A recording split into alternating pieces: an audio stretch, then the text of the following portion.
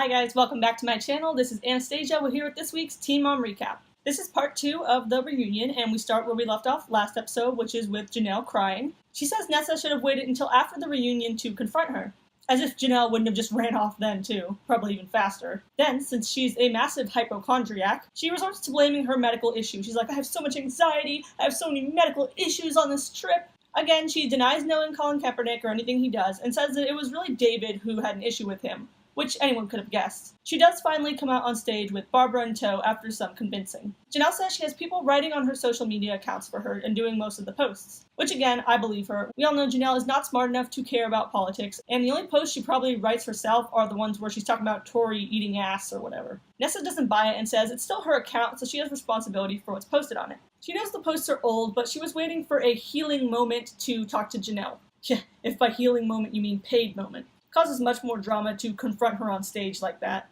Nessa kind of acts like she has the superior purpose in mind when really it was just to bring up ratings like everything else they do. Jenelle thinks that overall her season was horrible, and Barb's like, no, I think we had fun. I'm sure Barb does have fun. She has a front row seat to all of Janelle's horrible antics, though she probably doesn't enjoy it as much as the rest of us do, with it being her daughter and all. She also got to go on vacation for free a bunch of times, so that's pretty cool. Dr. Drew is happy that Jenelle and Barb are talking again, and asks what brought them together.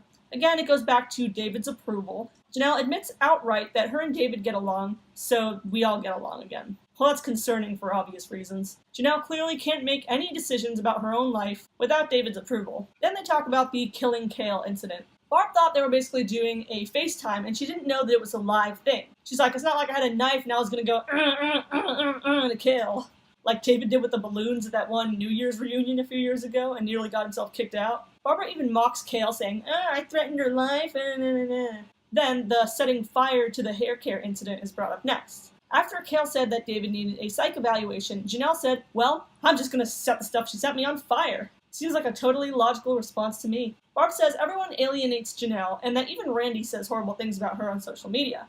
Jenelle says she doesn't want to lash out at anyone, but they just won't stop talking about her and David, and it forces her to. She's like, there's all these good things happening at the house right now, everyone gets along, everyone gets in a circle and sings Kumbaya, and it sucks that no one can see it. It's okay though, Jenelle. In the past, we did get to film at your house, and we saw plenty of past footage, such as Kaiser yelling at you guys to feed him while you were doing a photo shoot, fighting the day before your wedding, fighting when you were moving, fighting every single time you filmed. Maybe the reason we don't see those good things is that they're invisible. Not that they don't exist or anything. That's just as logical as anything else Jenelle says. Jenelle admits that David has said things in the past, but it's okay because he apologized, guys. He said he was sorry, and he really meant it. They ask if she's mad that he burned all those bridges of hers, and she says no because she loves him and he's a great father. While she's had conversations with him personally about the issue, she will still continue to defend him in public. She says that in the end, if she's going to continue on with the show, we gotta figure something out. Yeah, about that. Dr. Drew says her season was revealing. Knowing she's pretty much a ticking time bomb whose seconds are almost up, he asks, if you choose not to continue, what has this experience been like for you? Choose. She says, it was fun, I'm glad I got the opportunity, and I'll continue to post and share my life with everyone. What she means is, I'll continue to post the 1 or 2 good moments out of a million terrible moments, fake things for social media, and pretend like everything's okay. Next up is Javi and Kale. Drew says that it's been a long time since they've seen Javi. He has this big old grin on his face. You know he's been counting his screen time minutes and has been waiting for months for this long stretch of uninterrupted Javi talk time. They talk about Lauren, and he said that her pregnancy was not planned. Kale makes this little smug face when he says that. I guess it was unplanned in the same sense that Lux was unplanned, meaning planned by one parent and not the other. Kale says that he gets women pregnant so they stick around, which is definitely totally not why she got pregnant with Chris. No, what are you talking about? They ask about Javi's relationship with Lauren. He says, well, it's a lot, we've opened a gym, we're dealing with Kale, which I'm sure was somehow even more difficult than opening the gym. And at the end he says, we're doing good, kind of meekly, unsure. He says Kale doesn't like Lauren because of Lauren's texts calling her a twat. Kale says that she then saved her name in Javi's phone as twat, and she's like, that was very clever of me. I think you mean petty of you. Lauren apologized to Kale, but nothing changed and nothing came of it. She says Javi acts like a different person around Lauren. For example, he would FaceTime Kale to ask about Lincoln's school paperwork. Then when she tried to FaceTime him back 10 minutes later, he texted her, what? I'm with Lauren. So don't FaceTime me naked, okay? Javi says, well, I don't know if jealous is the right word to describe Lauren. Yeah, it is.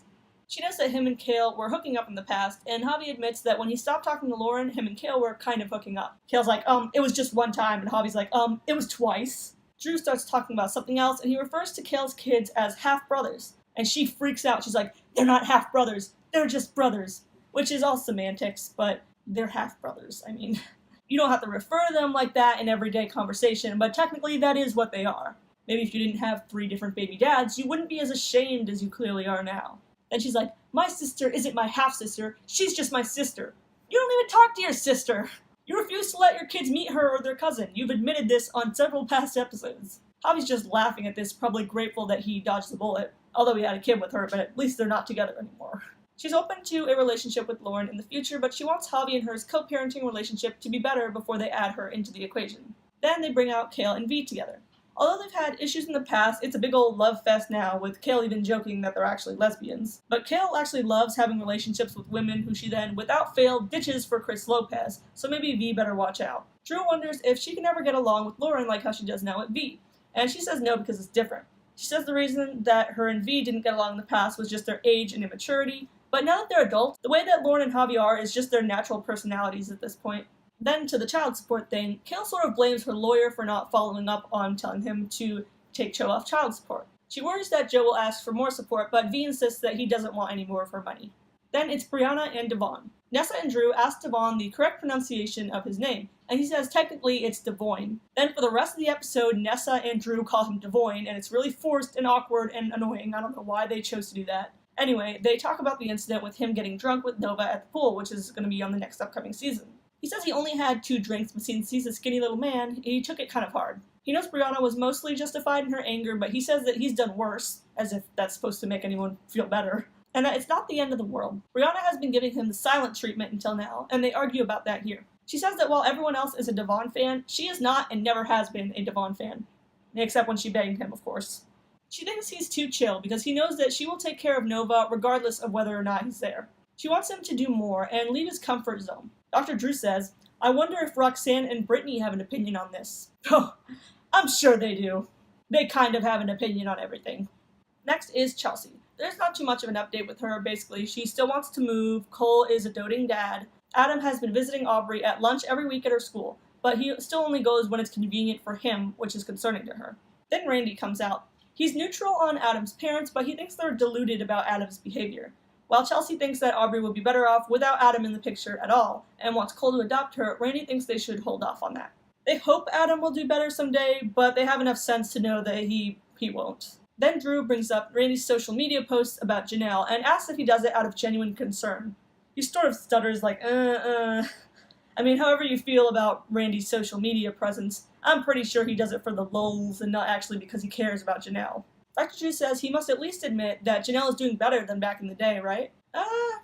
She's not on heroin anymore that we know of, so that's cool, I guess. She's probably on meth now, though.